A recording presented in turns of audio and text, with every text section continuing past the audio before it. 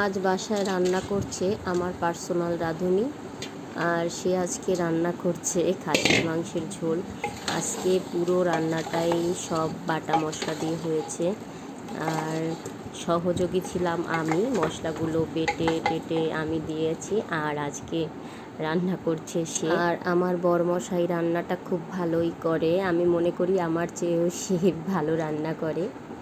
মাংসের ঘ্রাণটা কিন্তু সেই বের হয়েছে। আর বাটা মশলা দিয়ে মাংস রান্না করলে কিন্তু খেতেও খুব স্বাদ লাগে। আর চুই ঝাল দিয়ে মাংস হচ্ছে আজ, সেই কালার এসেছে। কষানোর সময় খাওয়া লাগবে। কেমন টেস্ট হয়েছে? অসাধারণ হবে।